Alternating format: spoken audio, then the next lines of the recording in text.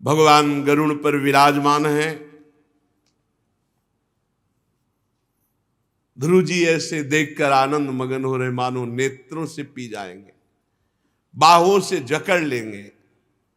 भगवान भी कूद पड़े गरुड़ से, साष्टांग दंडवत ध्रुव जी भगवान के चरणों में। भगवान को देखकर कुछ बोलना चाहते, स्तुति करना चाहते, पर वो कुछ जानते नहीं कैसे स्तुति करे। सर्वांतर्यामी भगवान उनके मन की बात जानकर पांचजन्य शंख को कपोल से स्पर्श करा दिया। जो ही स्पर्श किया ब्रह्मबोध हो गया। भगवान का दर्शन तो प्रगट में हुआ ही, स्वरूप बोध हो गया।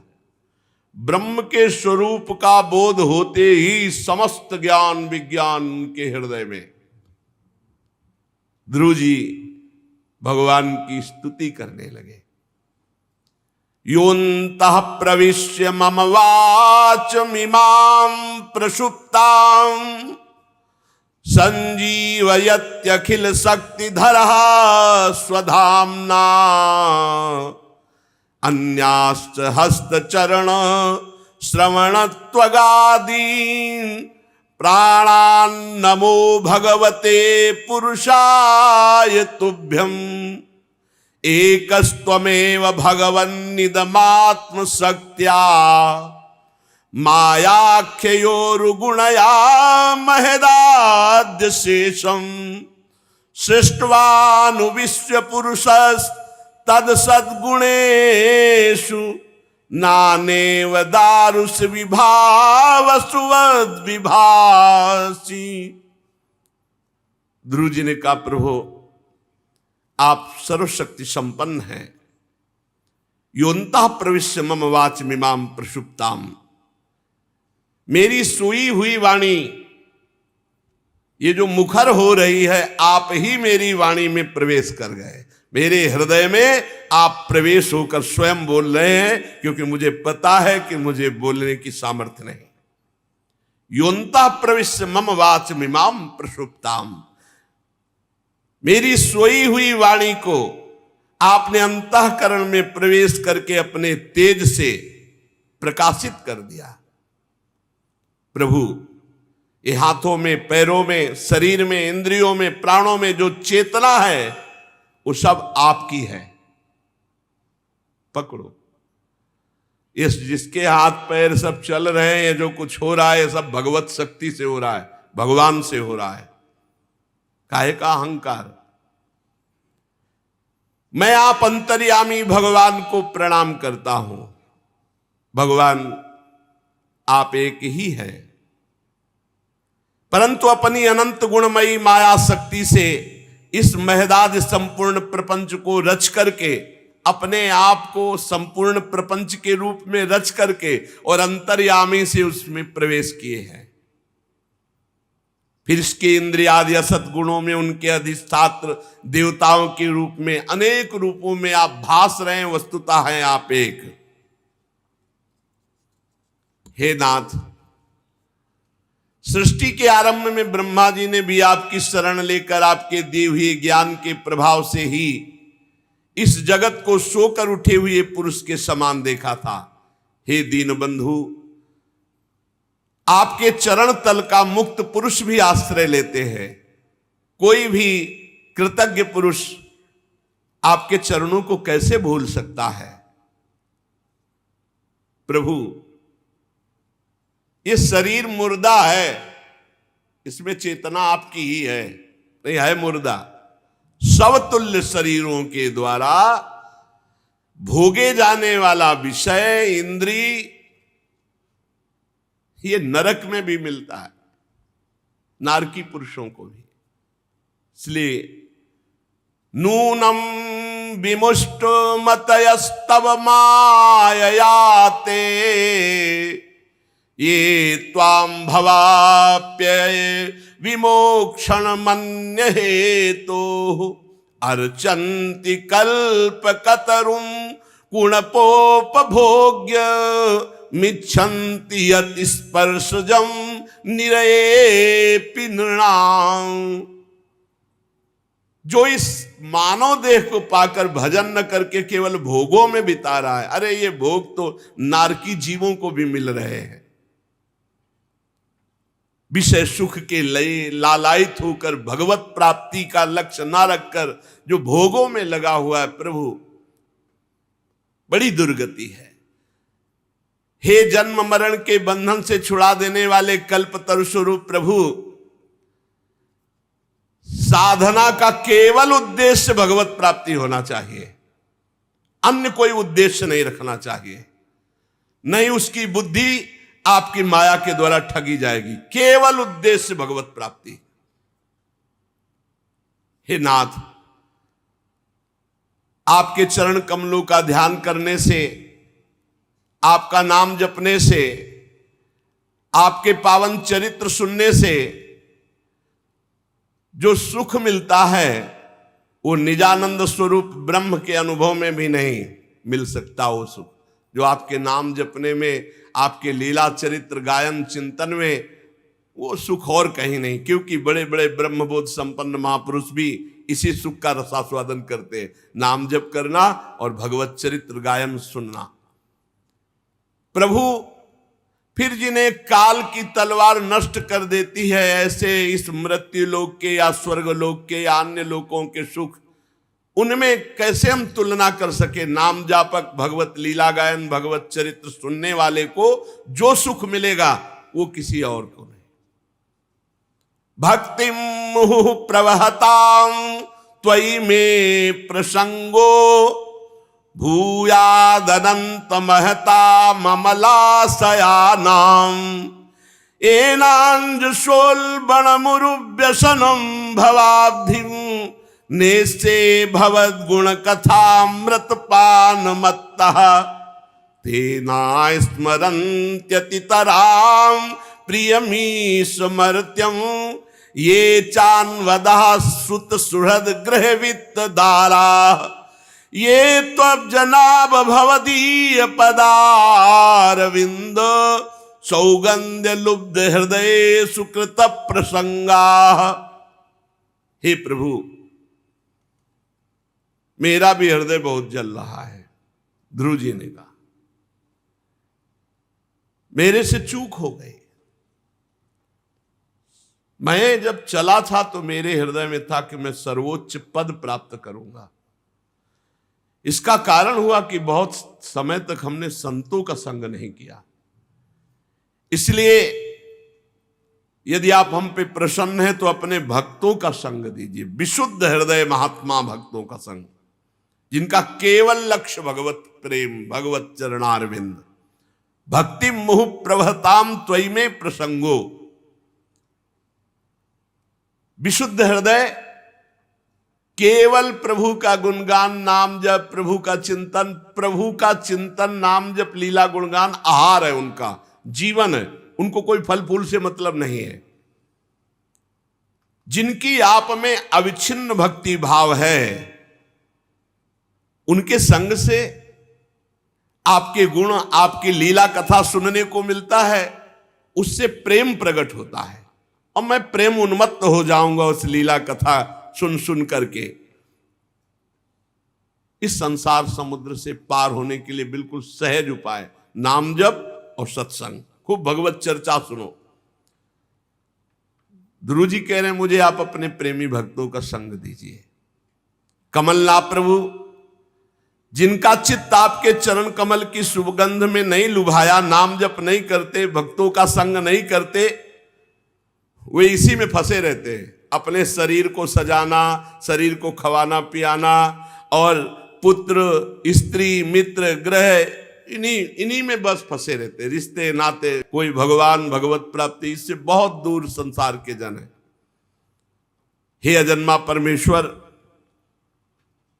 मैं तो पशु, वृक्ष, पर्वत, पक्षी, सरीसृप, देवता, दैत्य, मनुष्य आदि से परिपूर्ण महदादि अनेकों कारणों से संपादित इस संपूर्ण विश्व को इस समय मैं आपका स्वरूप देख रहा हूं। संपूर्ण विश्व भगवान ही है।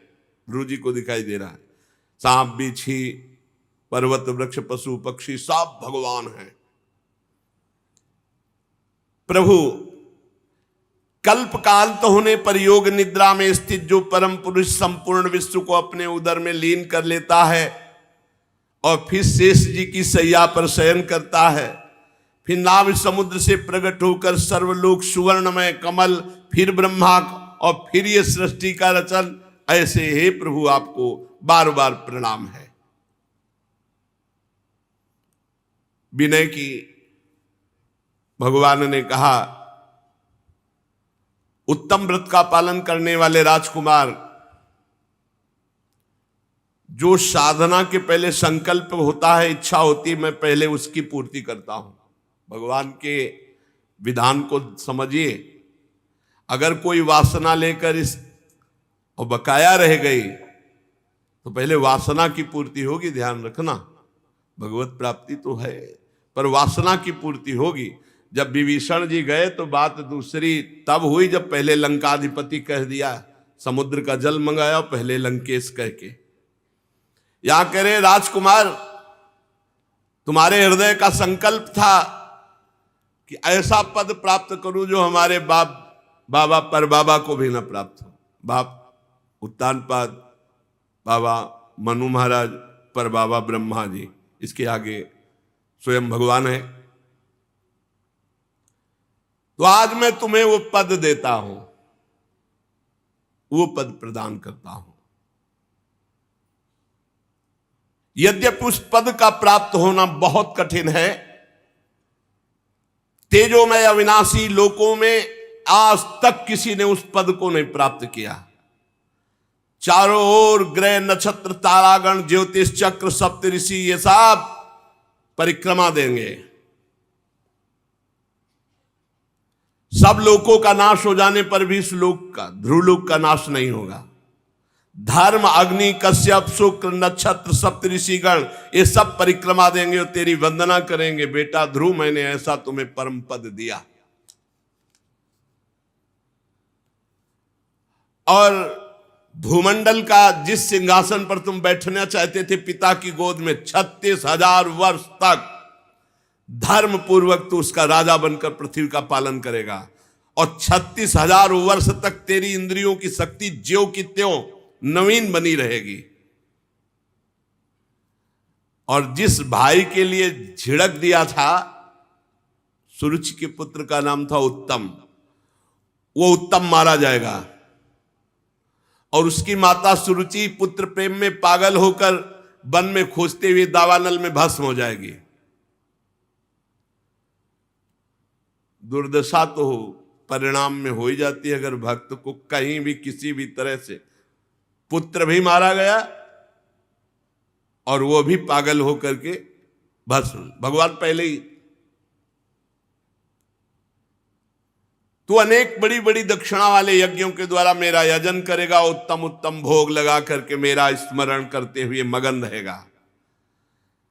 और अंत में मेरे दिव्य विमान पर बैठकर सप्तऋषियों से भी ऊपर मेरे निज धाम में अटल पदवी पे बैठेगा। ये अटल पदवी। ध्रुव जी को ऐसा वरदान देकर भगवान अंतर्ध्यान हो गए। ध्रुव जी का मन बहुत दुखी हो गया। उन्होंने कहा कि भगवान का सानिध्य ना मानकर, भगवान की सेवा ना मांगकर ये क्या मांगा? अटल पदवी।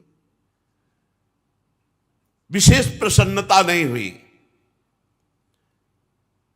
ये दुर्लभ पद मांग लिया, भगवान की चरणों की उपासना का ये फल मांगा। अरे इनका सानिध्य मांग लेते, हर समय इनकी सेवा में रहते। अकृतार्थ जैसे पुरुष ऐसे खिन्न हो गए, प्रसन्न नहीं हुए ध्रुव जी। भगवत दर्शन हुआ और भगवत सेवा नहीं मांगी, मोक्ष नहीं मांगा, अटल पदवी मांग ली। कैसी बात।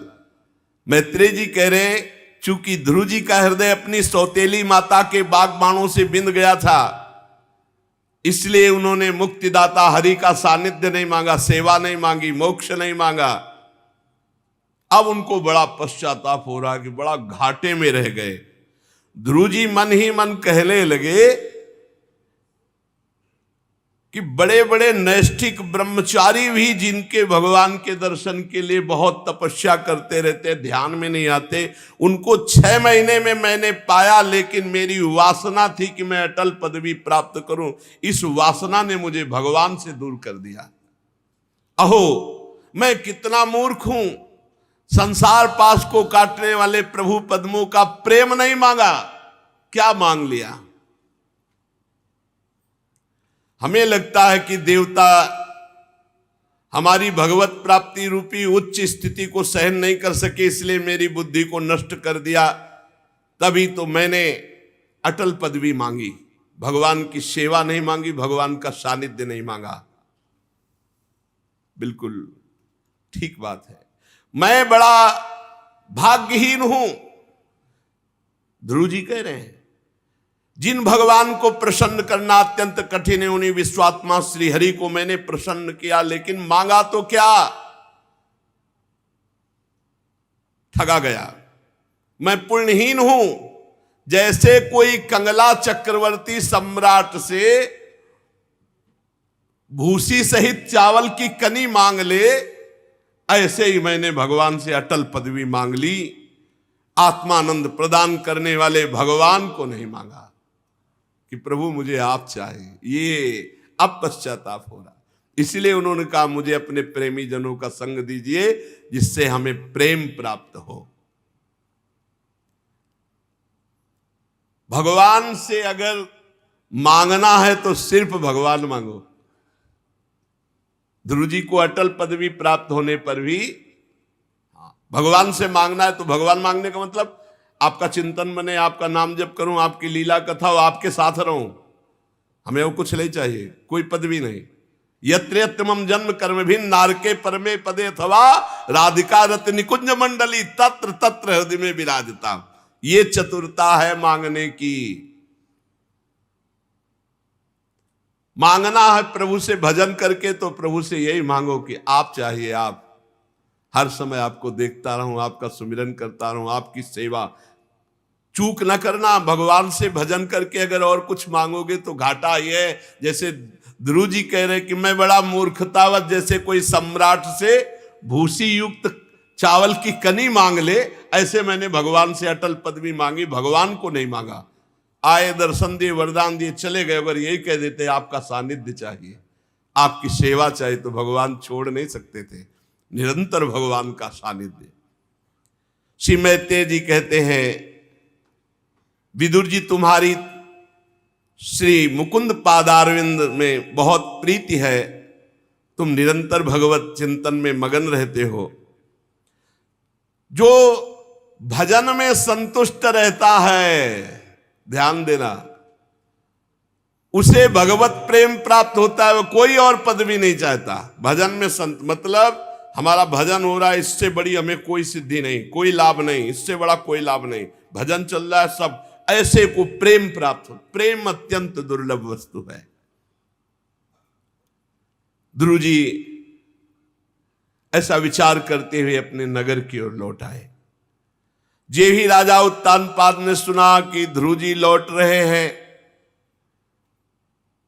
बहुत पहले तो विश्वास ही नहीं हो रहा था, बहुत आनंदित हुए देवर्षि नारद जी की बात याद करके, आनंद से अधीर होकर के ये समाचार देने वाले को बहुमूल्य हार दिया कि ध्रुव जी तपस्या करके परिपूर्ण होकर भगवत साक्षात्कार करके पधार रहे हैं।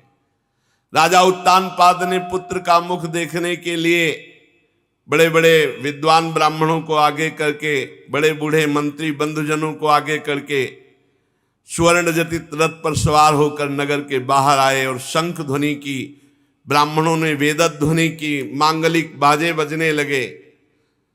सुनीति जी और सुरुचि जी दोनों पालकियों पे चढ़कर ध्रुव जी के दर्शन के लिए आई।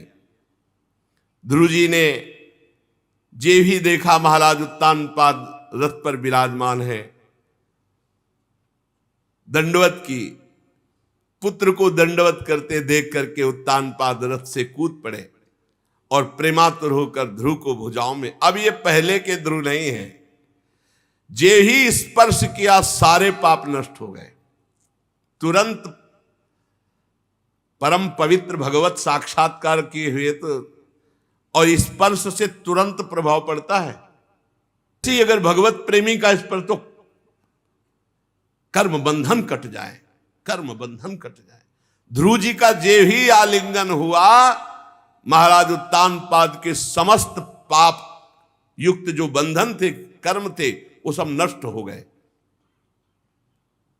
क्यों? क्योंकि भगवान का साक्षात्कार करके ध्रुव जी आ रहे हैं। बड़ा आनंद उत्तानपाद के हृदय में। उन्होंने ध्रुव का मस्तक शुंगा हृदय से लगाया और अपने आंसुओं से ध्रुव का अभिषेक किया। ध्रुव जी पिताजी के चरणों में प्रणाम करके आशीर्वाद पाकर दोनों माताओं को प्रणाम किया।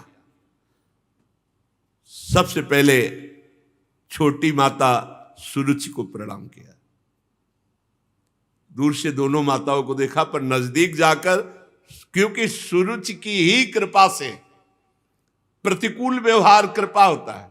जैसे बिल्व मंगल जी को जब भगवदानंद की अनुमति, तो सबसे पहले वंदना की चिंतामणि वैश्या की कि अगर तू कड़ुआ व्यवहार ना करती तो मैं तेरे में फंसा रहता और गोविंद की प्राप्ति नहीं होती।